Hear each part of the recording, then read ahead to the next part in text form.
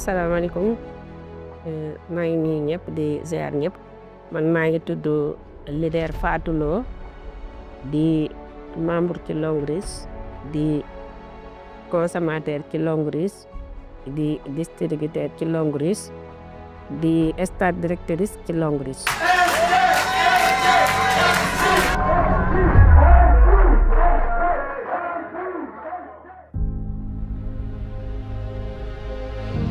Cette journée est dédiée à la célébration de la première star directrice de Longris Sénégal en la personne de SD Fatou Lo. C'est une journée spéciale. C'est la première fois qu'on organise un tel événement ici au Sénégal. Et je pense que ça va marquer les esprits et ça va permettre d'aider tous les autres aussi qui doutaient de cette activité de se dire que c'est possible. Tey lu ñuy waajal mooy tout simplement mooy honoré ki nga xamante ni moom mooy premier star directeur de Longris au Sénégal donc loolu la ñuy waajal vraiment pour féliciter ko voilà gën ko encourager en même temps tax aussi encourager équipe bu nekk ci gannaaw pour ñoom tamit bu ci yàlla ànd ñoom tamit mën a am àgg fu mu àgg wala sa raw. Où allons-nous? Où allons-nous? Où allons-nous? Longris Sénégal! Mon business! Donc étant aujourd'hui l'un des pionniers ici de Longris Sénégal, c'est une fierté pour moi de voir la team Global Vision avoir la première personne qui a atteint le plus haut niveau dans le plan de compensation de la compagnie et en la personne de la maman internationale aujourd'hui, leader Fatou Lo SD1. Maman Fatou Lo est vraiment une dame brave. C'est une modèle.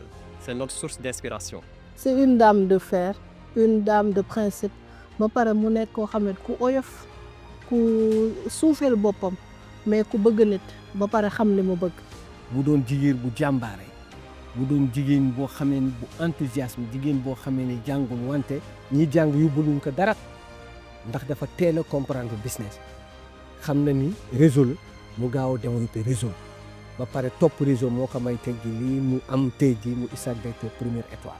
Maman Fatou Lo, moi je me dis c'est aujourd'hui une référence. D'ailleurs, en Afrique de l'Ouest francophone, elle est la deuxième star directrice. réseau bi di commencé dëgër di dugg Louga di dugg Touba dugg Kaolack dugg Ndar dugg fépp macha Allah. C'est une personne qui a commencé cette activité. Au début, c'était pas facile. Il y avait des rigolades de gauche à droite. Mais elle a juste cru à ses rêves et aujourd'hui, cela est devenu une réalité. Sinon, dans les autres pays, il n'y a que des hommes qui sont stars directeurs. Et aujourd'hui, si Maman Fatou Lo arrive à faire ça au Sénégal, c'est pour dire que des autres femmes et les autres personnes aussi ont la possibilité de le faire.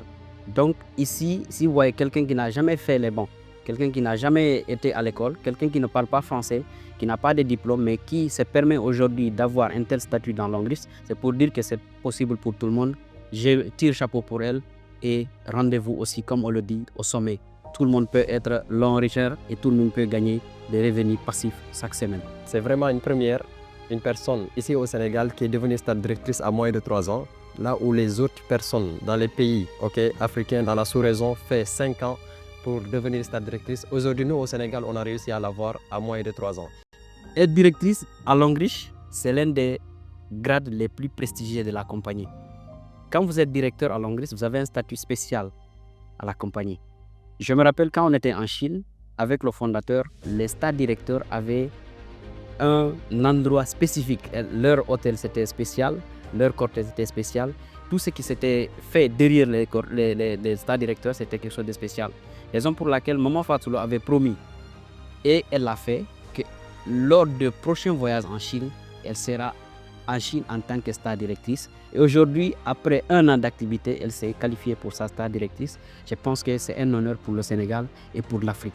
Aujourd'hui, quand on dit star directrice, on peut dire, à part le manager international de Longris Sénégal, c'est elle qui est la deuxième personne. Parce qu'être directrice, c'est comme si aujourd'hui tu deviens un actionnaire de la société.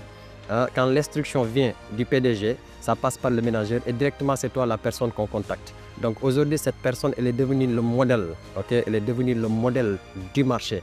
Elle est devenue notre source d'inspiration. C'est à elle qu'on s'inspire vraiment pour faire quelque chose.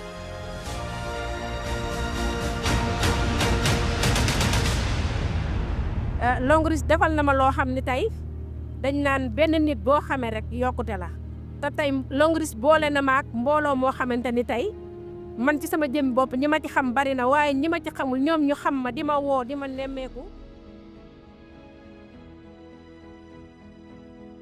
waaw li ma yëg mooy xanaa xam ni ci business bi ma nekk business bu wóor la business bi ma nekk tey lépp loo ko jox dala koy delloo ndax tey ku ne xam na ni top leader Fatou Lo carrière am ci activité bi yàggul tey star directeur tey boo ko nekkee ci activité entreprise bi ñuy wax Longris kooku kilifa nga ci. Donc on vous a dit, c'est vraiment du better life, better future. Quand on vous dit le better life, better future, ça veut tout dire. Mais aujourd'hui, avec vraiment ce que vous avez vu dans vraiment cette organisation, cette célébration, là, vous allez comprendre que Longris, vraiment, c'est du better life. ndam lii nga xamee ni Fatou Lo am na ko te muy doon suñu ndam ñun ñëpp yàlla ko ji te bu ko jigee yàlla na ci directeur yi topp bare lool te xam naa ni loolu yàggatul incha allah.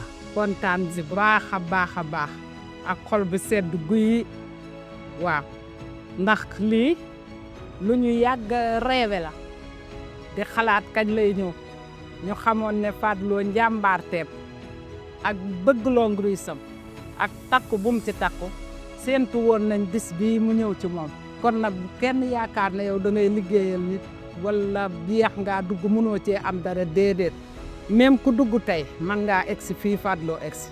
Les jeunes que vous avez vus, des jeunes engagés qui sont en train aujourd'hui de développer le système de Longris et aujourd'hui qui sont en train de changer leurs conditions de vie.